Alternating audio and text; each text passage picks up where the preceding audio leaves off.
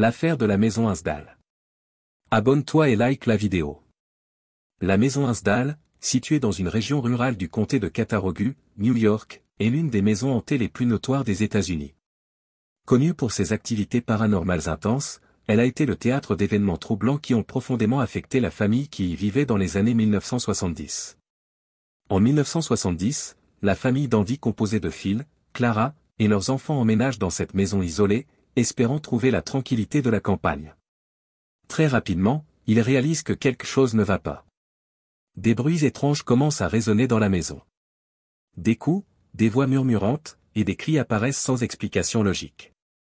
L'activité paranormale devient de plus en plus intense. Des objets commencent à se déplacer d'eux-mêmes. Des crucifix sont retournés, et des fenêtres et des portes s'ouvrent et se ferment sans intervention humaine. Un jour, Clara découvre des marques de griffures profondes sur les murs de la maison, qui semblent apparaître du jour au lendemain. Les membres de la famille Dandy ressentent une présence oppressante dans la maison. Ils voient des apparitions de figures fantomatiques. Une fois, Clara voit un homme spectral se tenant au pied de son lit, regardant fixement. Les enfants sont terrorisés par des figures sombres qui les regardent depuis les coins de leur chambre.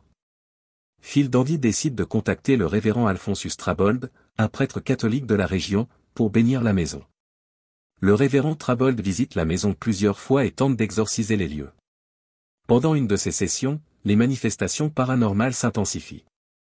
Des objets sont jetés à travers la pièce, et une voix gutturale ordonne aux intrus de partir. Malgré ses efforts, le révérend Trabold constate que l'activité paranormale ne fait que croître en intensité après chaque tentative. Les Dandy cherchent de l'aide auprès d'autres experts en paranormal.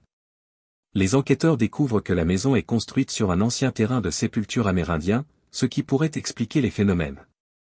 Des médiums qui visitent la maison sentent une énergie négative extrêmement puissante.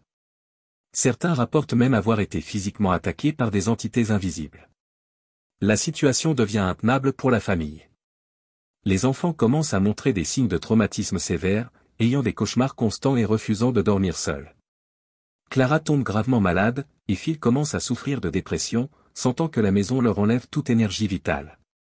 Finalement, la famille Dandy est forcée de quitter la maison Hinsdale en 1974, complètement brisée par les expériences vécues.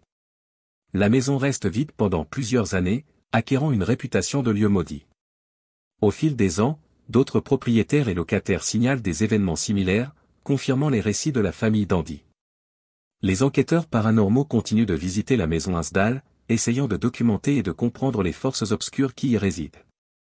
Les preuves recueillies incluent des enregistrements de voix désincarnées, des vidéos de lumières inexpliquées et des témoignages de visiteurs ressentant une présence glaciale.